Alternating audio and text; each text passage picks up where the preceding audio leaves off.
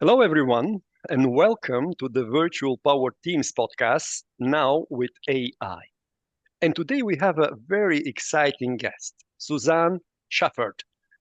Hope I pronounce it correctly. Susanne, You I'm very pronounced it pleased. perfectly. Hi, Peter. Hi, very pleased to welcome you here. And you are a very senior guest, and senior is good in this case. So Susanne was her last role was executive role was a president of Novartis Oncology, and today we will touch upon a bit oncology and how AI can help us to heal cancer.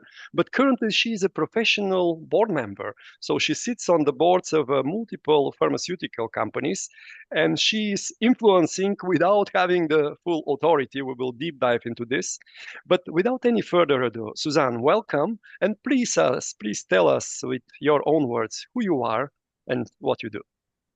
Thank you so much, Peter. It's a great pleasure to have this discussion. I'm a mother of a 22-year-old daughter, a very proud mother. And, I'm a scientist by training. I have a PhD in chemistry, and I'm a passionate drug developer. And really, my vision all the time was to bring therapies to market to help patients transform their diseases. I spent, as you mentioned, my career in the pharmaceutical industries, working 25 years developing and marketing products. And most of my career I spent in oncology. I think cancer for me is the area where there is still so much need. And I am very, very happy and glad that I could be a little part in progressing how we can deal with this disease. Excellent. And please tell us why you do what you do, why pharmaceutical, and maybe when was this decisive moment in your life when you said, okay, now I will dedicate my energy, my passion into this area? I mean, as I mentioned, I'm a scientist. I studied chemistry, but I was really working on basic chemistry. And while my dream was always to have an impact on people. And that's when I decided I need to do something differently. And there, I would say the pharmaceutical industry is well suited because you develop novel therapies, novel treatments that can ultimately help patients.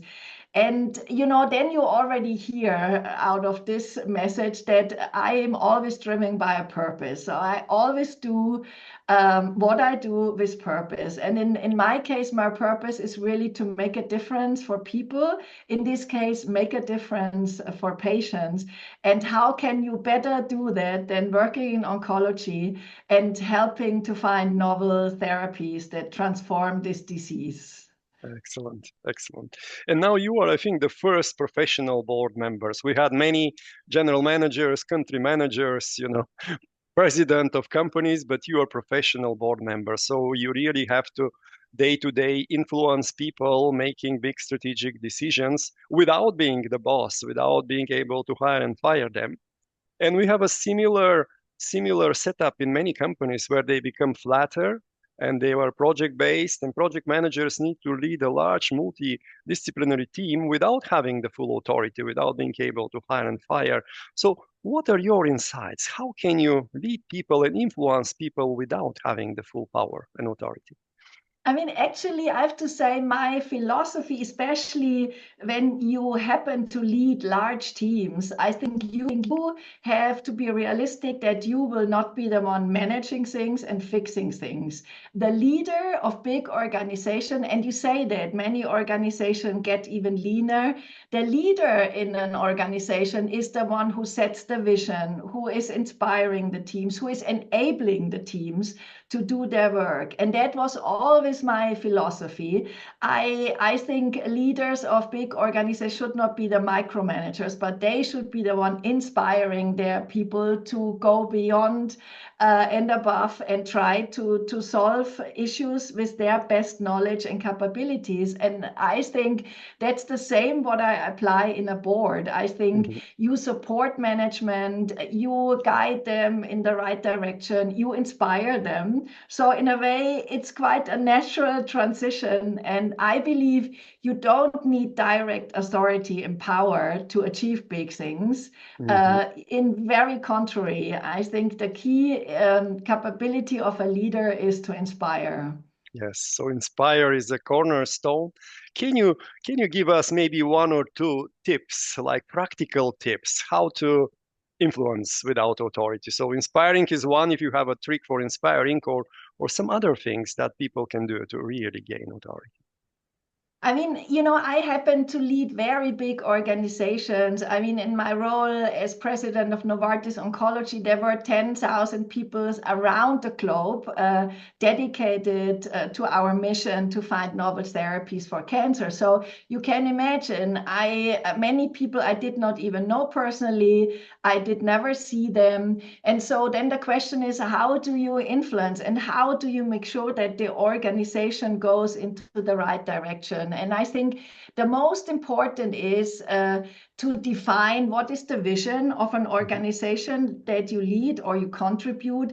What is your ambition? Because I think with a good team, you have people that strive for ambition. So they want to define, what are we contributing to? What is my contribution? So that's a big piece where you have to put effort on. And then it's also in a way to see that you get the best talents. You will not be the one in the countries, doing the work. It's your talents. And I think that's something I learned over the time. Don't be afraid to hire the best team that you could have. I think it should be a complementary team. You should not be afraid to hire people that are even better in their area of expertise, because only then you achieve the best you could achieve. So for me, it's putting the best team ever in place.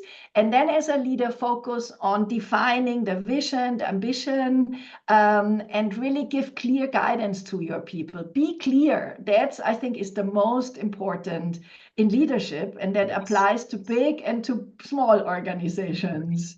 Clarity. Excellent. Excellent. Steve Jobs says, if you are the smartest person in the room as a boss, you have a problem. So you Exactly. really Then need. something is wrong. Yes, Exactly. yes. And I think yesterday I listened to Jeff Bezos' interview, and they asked him now as an executive, what are the key roles of a big leader? So having the authority. And he said, number one, discover the best ideas. So the big ideas, the really things that can change. Number two, kind of support and enforce relentless execution. So remove all barriers. And number three, as you said, develop the next generation leaders so they things become sustainable. Okay, we touched upon leadership a bit, and now AI is the elephant in the room. Generative AI being a household name and used in the business, some a bit slowly, some more aggressively, but certainly already delivering value. What do you think is, and you are a scientist, so you have scientific approach, although not artificial intelligence as such, but what do you think will be the impact of artificial intelligence on leadership? I think AI and artificial intelligence can help us for decision making, because when you look at the daily tasks of a leader, it's making hundreds of decisions a day. And I think AI will help us to, in a way, address all the very standard, frequent decisions that a leader has to make, that if you have a little bit of courage, you might be able to standardize and delegate to AI. Of course, the systems are getting better and better, and there will be more of these decisions that you can delegate to artificial intelligence. And that is, for me, the big opportunity, because that will allow us leaders to focus on the complex problems, that will need judgment, that will need experience, and that will need creativity. That is where the humans are really extraordinary, and that's what we should apply. So I think we should have the courage to delegate as many of the tasks and of the decisions that are very standard, frequent, where knowledge is processed without judgment calls, you can delegate to AI and then use your valuable time to be with people, to be creative, to be inspiring, and to solve complex problems where judgment calls and experience is valued. So I think it is an opportunity for us leaders to spend time on the right and most important things. Yes, I love that. I love that. And as you said, the more kind of operational decisions, there is a Chinese company called NetDragon in the gaming industry, and then appointed 1.5, almost 2 years ago, AI to be their CEO of the regional branch in Asia Pacific. It's a global company. The market share is still growing, and they are nominated. There is a Chinese name, Wang Hu or something. There is an avatar, female avatar of this CEO, and it's been a kind of nominated and awarded the Chinese Employee of the Year, being the CEO. I like that it's female, by the way. It's female, yes, and people can talk to it, on video screens, and it kind of, as you said. I remember there were impressive statistics, like approved probably 1 million requests, and then coached 40,000 hours, employees being like executive coach. They were like 3 dimension, approving, making operational decisions, coaching, and I forgot what was the third one. But really, it's stepping into this space, exactly in line with what you said. But complexity, judgment, and creativity are distinguishing factors for the leaders to step in. So spot on. Maybe tell us, how do you use AI? Just in practice, maybe privately and business like? I mean, I use it certainly as others use it. I am digesting a lot of scientific information. I mean, my value is to know what's going on in science, what is going on in drug development, and in a way to process all this knowledge in a coordinated, systematic way. That's where I approach AI and where I use it for myself. I'm definitely not an expert, but I'm a user, I would say. And I mean, when you think about the industry, the pharma industry itself is an industry that I think came very late to the game, is more conservative, is also on using digital tools, I think, quite behind. And certainly now big companies all use AI for the administrative tasks, let me call it that way, like payroll and talent search and accounting, whatever these are. I think for us, the biggest value of AI would be certainly in research and development. That's where, I mean, the industry spends most of the money. These processes to develop a drug is still a 10-year process where you start with many, many assets, chemical assets, and at the end, out of 10,000, one product makes it to the patient. So you can imagine it's quite an inefficient process if you look from a holistic view.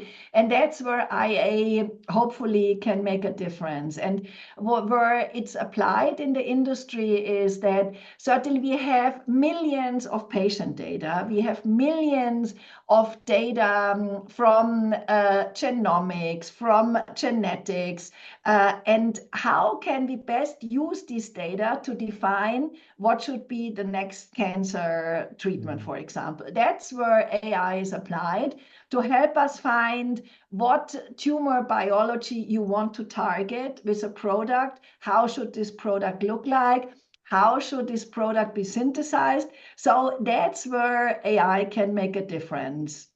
We have not seen so dramatic progress yet because I think we still deal with biology and nature, and sometimes biology reacts very different than we think.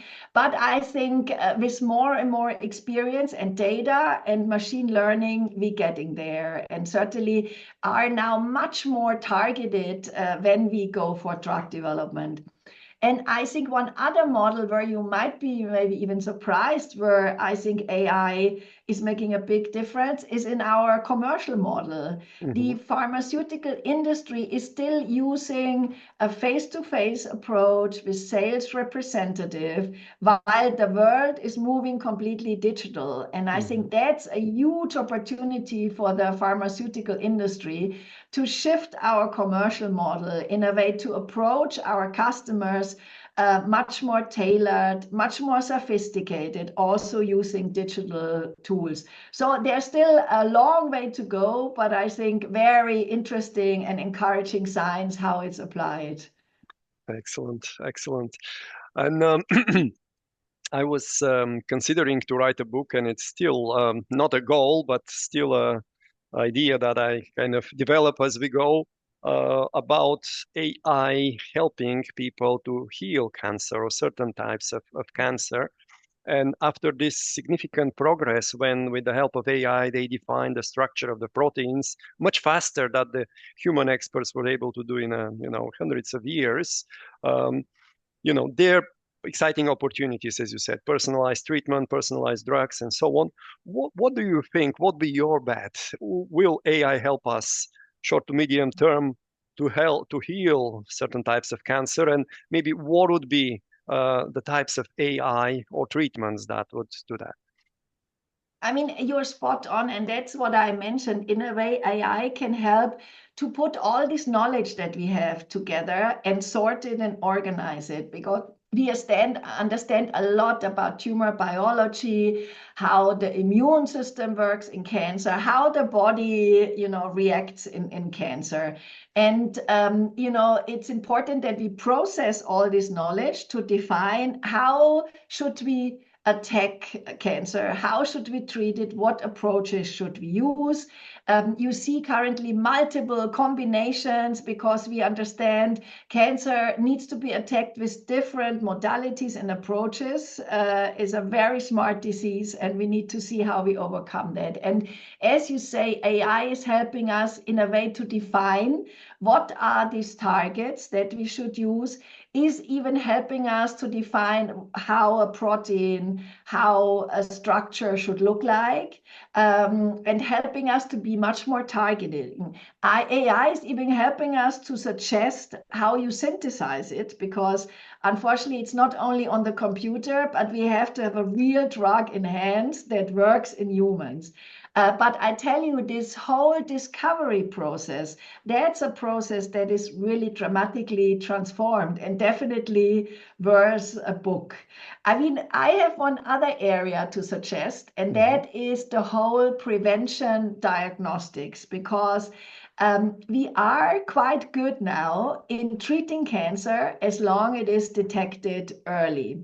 But unfortunately, most of the cancers are detected when they're already progressed or in later stage. And think about AI could help us detect some cancers early, even prevent us from getting cancer. I mean, one probably very obvious example is melanoma. We have millions of pictures of melanoma, and there is companies and research group working on it to put this together in certified apps that will help you screen your own cancer, your own skin, and see if there is something abnormal, is there something you need to deal with. And think about it, that everybody could do this at home, screen the body and detect a melanoma super early, because then it's curable.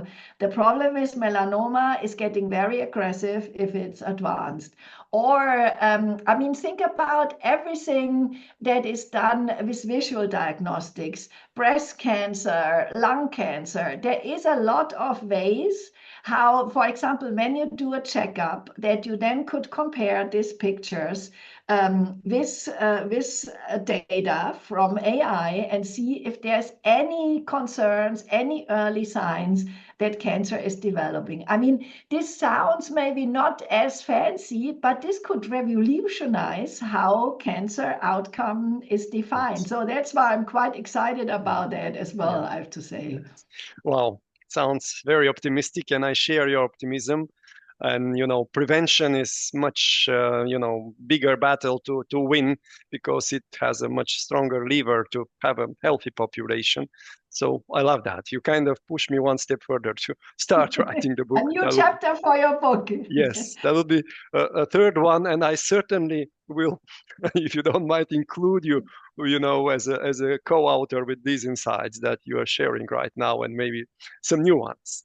Now, I'd like to deep dive a bit in the ecosystem collaboration. In the year 2020, when the COVID hit, I was doing virtual power teams training, and then all of a sudden it was my busiest year. People, companies from all over reached out to kind of help them optimize their virtual teams management. And there was a biotech company that worked on the COVID vaccine. And I was impressed that in their R&D, they compete on the market with their product, but in the R&D, they cooperate with their competitors. So they have a joint. And I always, this competition scenario between cooperation and competition, I love to explore, because I'm a big believer of uniting people in all sort of forms, and having a powerful ecosystem. So being a board member in a multiple pharma companies, what are your insights or collaboration, cross-company collaboration, ecosystem collaboration? Because some of the challenges that we have as humanity, including climate change, poverty, and diseases, they would require much broader cooperation. What would be your advice, tips, insights?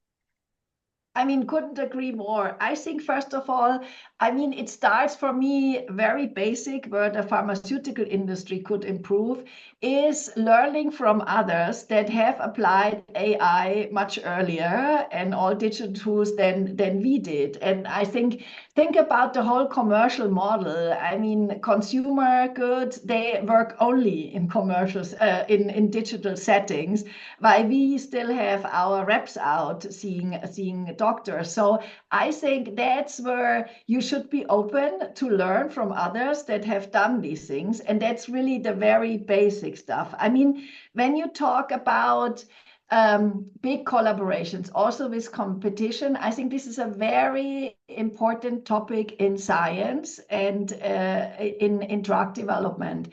Because I mean, every company is proud of their data. That's the jewel in each company, that they have done clinical trials, they have their data, they are curated, they are cleaned up, and they are in their system.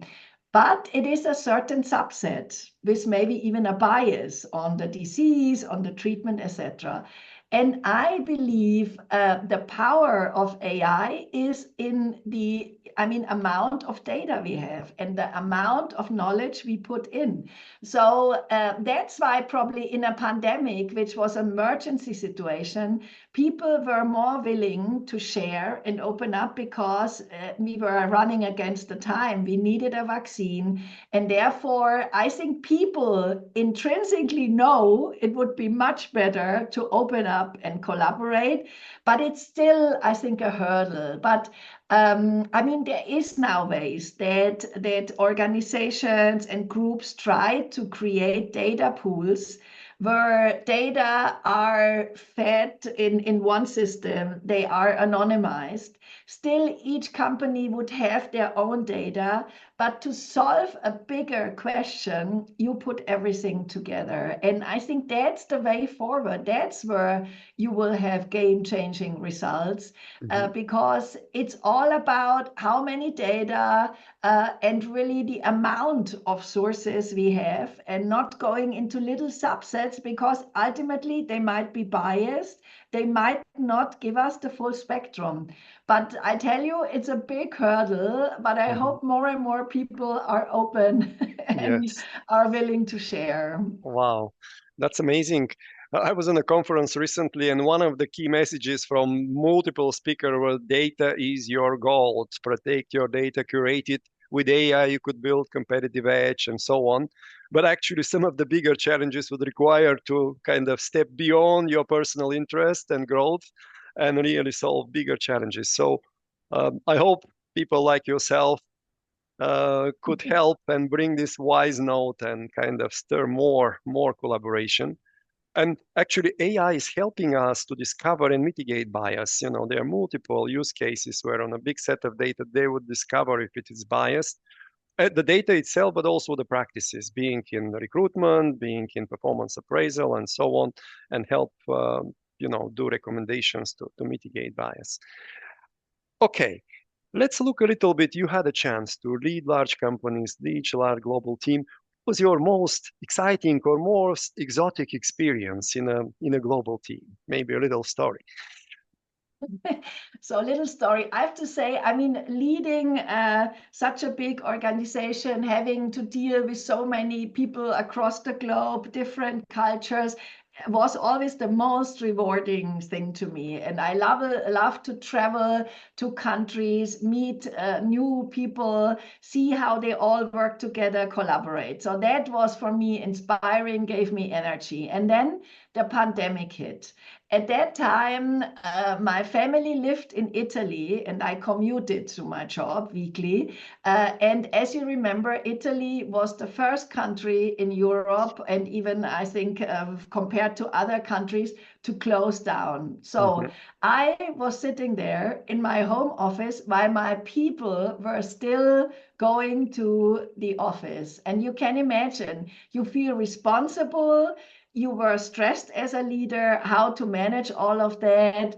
And I mean, I have to say, it was quite a stressful situation. And I remember very well that I had basically called for a town hall where people could connect. And I, of course, had to address them and see how we now go forward. And we had town hall in the past, but I think at that town hall, more than 95% connected. It was surprising how the system still went stable. I don't know, out of my home office, but it worked. And to have really physically seeing these numbers, how many thousands are attending, was already the first scary thing, but then really address these people. And usually, I mean, as a leader, you are seen as the one who knows the answer, who knows the direction, who knows what to do now. I mean, in this case, I was the one sitting in the home office, had all my people out, and I was in a way really dependent that they know what to do. And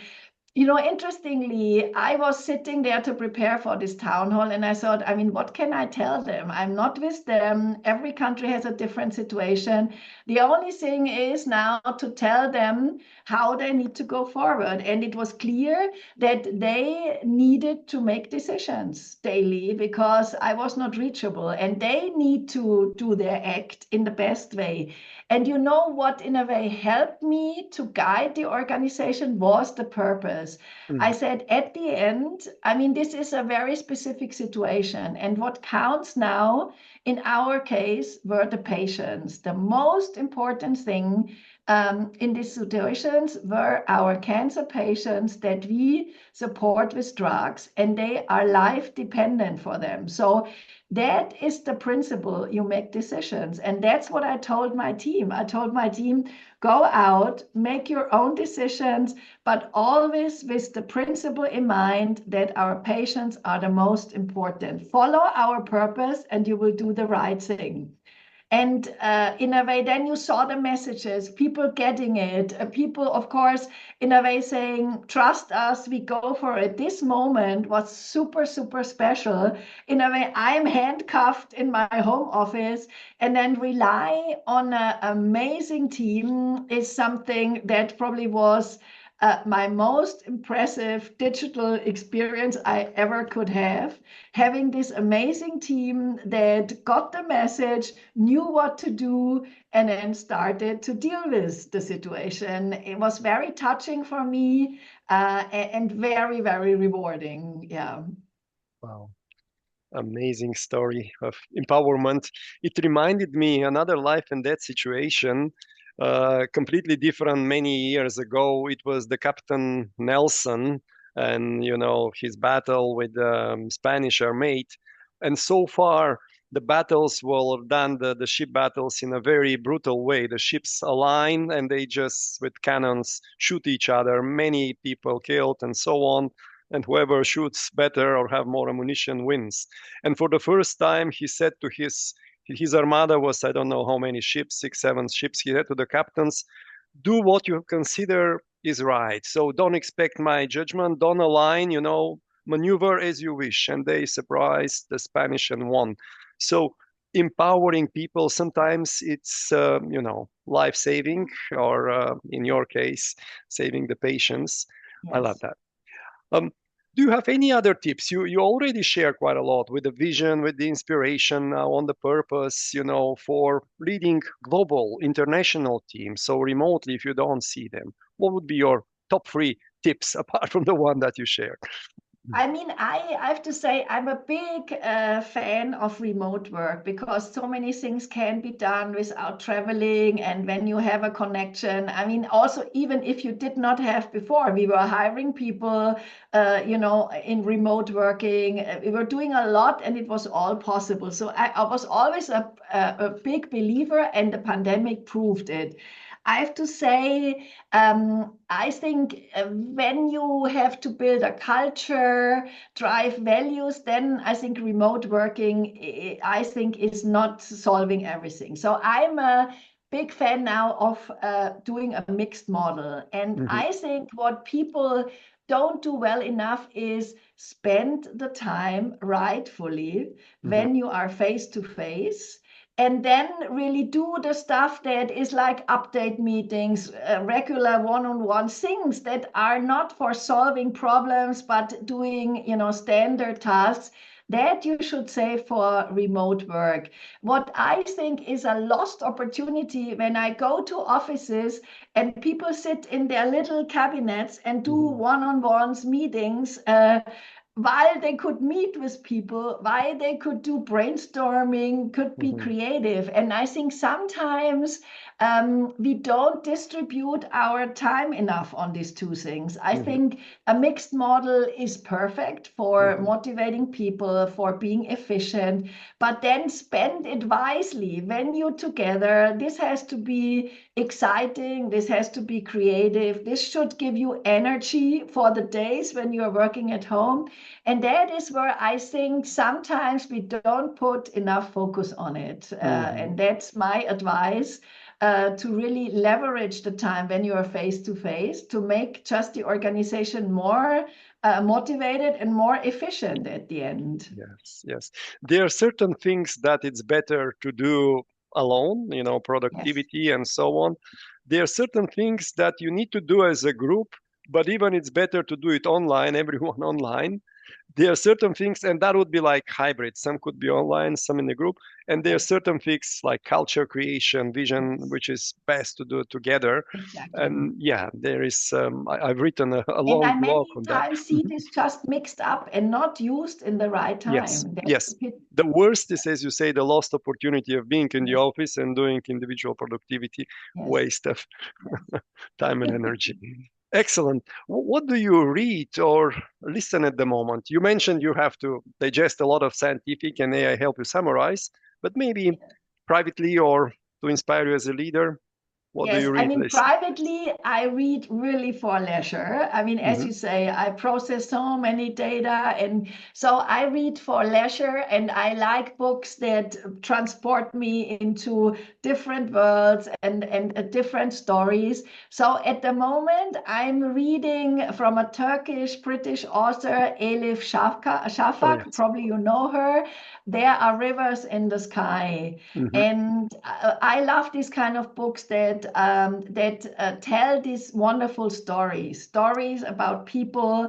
That's what gives me the energy, I have to say. Oh. And so that type of books is exactly my type. I'm also a big fan of music. I play myself piano, and I'm a big jazz fan. Hmm. And especially Miles David is someone I'm absolutely fan of. So now you know a little bit Oh, how I excellent. spend my time privately. Excellent. Maybe I would, I'd like to ask you this question.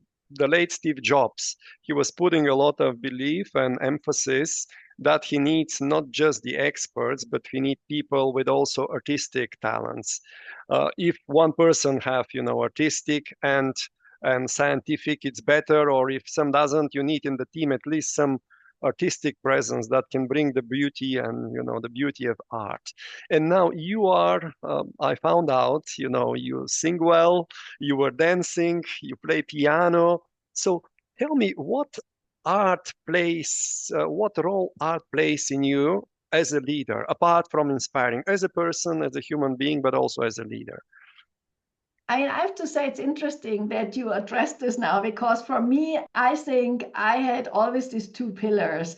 And I even, before becoming a scientist, I was really struggling. Should I go into art professionally or into science? At the end, I ended up with science, probably because of my purpose.